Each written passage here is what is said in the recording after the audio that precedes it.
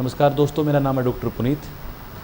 आज हम आपको एक ऐसे शैम्पू के बारे में बता रहे हैं जिसमें दोस्तों झाग नहीं उठेगा पर सफाई ज़्यादा करेगा, जिसकी आपने कहीं एडवर्टाइजमेंट नहीं देखी है क्योंकि आपके घर पे बनेगा।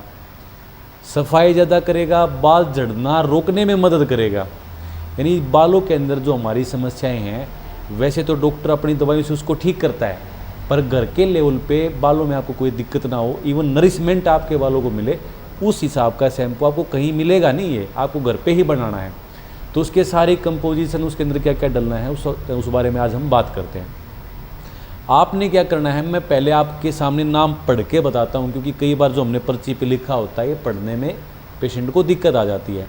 तो सबसे पहली चीज़ है आंवला 1 मुट्ठी यानी 50 ग्राम, सिकाकाई 1 मुट्ठी 50 ग्राम, रीठा 2 मुट्ठी यानी लगभग 100 ग्राम, और गुड़हल के पत्ते या फूल 20 ग्राम, अलसी के बीज 5 या 10 ग्राम के आसपास यानी 2 चम्मच, और एक आता अराप्पू, आपको गूगल पे मिल जाएगा दोस्तों, और कई लोगों को पता भी होगा।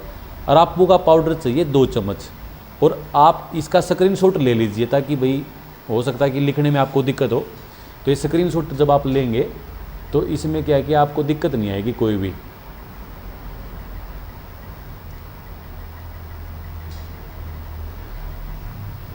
अब ये सारे जितने भी आपके सामने मैंने बताए हैं, ये आपको पंसारी से आराम से इजीली मिल जाएंगे। कच्चे हैं या पके हुए हैं उसकी कोई दिक्कत नहीं है।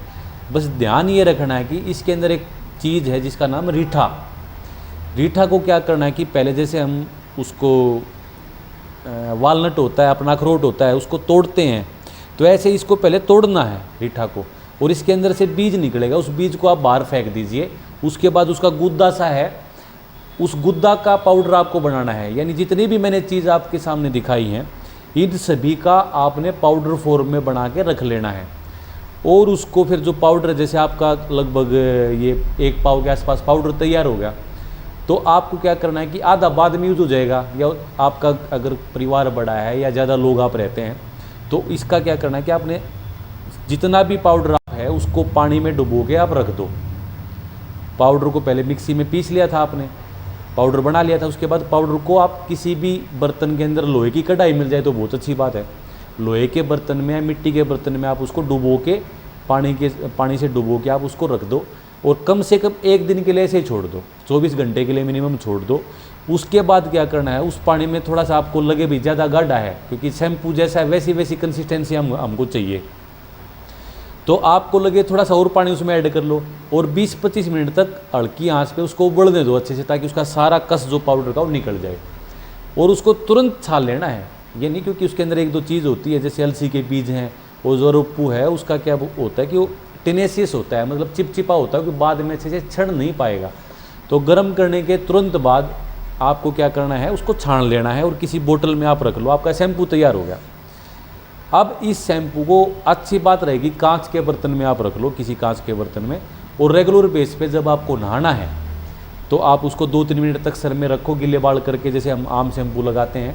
आँखों में नहीं जाना चाहिए, अगर आँखों में दोस्तों ये चला गया तो फिर काफ़ी ज़्यादा दर्द करता है, आँखों में नहीं जाना चाहिए। उसके बाद आपको 2-3 मिनट तक सिर में ही रखना है, और 2-3 मिनट के बाद अपने बाल धो लेने हैं। अब खुशबू नहीं आएगी इसमें कोई ज़्यादा, कहीं आपको लगे इसमें कोई खुशबू आएगी, पर आपके जितने भी ज़्यादा शैम्पू, आपने मैक्सिमम कितने भी महंगे शैम्पू यूज़ किए हों, उन सभी से ज़्यादा ये अच्छा काम आपके सामने करेगा। कई बार ऑयल ज़्यादा होता है बालों के अंदर, जैसे हमने पहले लगाया हुआ हो, या वैसे भी जैसे लेडीज़ हैं 2-3 दिन के बाद नहाती हैं, मतलब बाल धोती हैं, तो उसमें अगर आपके सिर में आपको लगे कि ऑयल ज़्यादा, तो इसको 2 बार आप लगा लेना सेम टाइम पे। अगर कोई रेगुलर अपने बालों को धोता है तो उसको एक ही बार में ये एनफ है। अब बात आती है कि इसको आप मुल्तानी मिट्टी के पाउडर के साथ भी लगा सकते हो, दही के साथ भी मिक्स करके लगा सकते हो, लस्सी के साथ भी मिक्स करके लगा सकते हो। और आपको लगे कि भाई कई बार हम ऐसी जगह बाहर चले जाते हैं, भाई कोई ज़्यादा तेल लग गया, ज़्यादा धूल लग गई, तो जो नॉर्मल शैम्पू आप घरों में किसी भी चीज़ का लगाते हो उसके अंदर मिक्स करके भी लगा सकते हो, क्योंकि कम से कम उसका फ़ायदा, इसका भी फ़ायदा मिल जाएगा और उसका नुकसान ये ज़्यादा होने देगा नहीं। तो इसको किसी भी प्रकार से आप यूज़ कर सकते हो। बच्चों को ये कोशिश करो कि आप अगर लगाते हो तो उस पर आँखों पे हाथ उठ रखे, क्योंकि आँखों में थोड़ा सा भी नहीं जाना चाहिए, इसलिए मैं बार बार ये बात आपके सामने कह रहा हूँ। और 2-3 मिनट तक सिर में ही रखना है, ज़्यादा तेल है तो 2-3 बार आप उसको एक ही बार में 2-3 बार आप लगा के अच्छे से बालों को अगर वॉश करेंगे तो इससे आपके बालों की कम से कम 3-4 तरह की समस्याओं में आराम मिलेगा। जैसे बाल झड़ने की समस्या है, कंडीशनिंग भी हो जाएगी। जैसे हम तेल लगाने के बाद अपने जो बाल हैं वो काफ़ी अच्छे हो जाते हैं, तो कंडीशनिंग का भी ये काम करेगा। बाल को काला होने में भी मदद करेगा। बाल को काला कोई तेल नहीं करता, मदद कर सकता है या फिर और आगे ज़्यादा सफ़ेद होने से रोक सकता है, और रूसी को भी यानी डैंड्रफ को भी ख़त्म करेगा। और आप इसको रेगुलर भी यूज़ कर सकते हो, किसी भी मौसम में यूज़ कर सकते हो।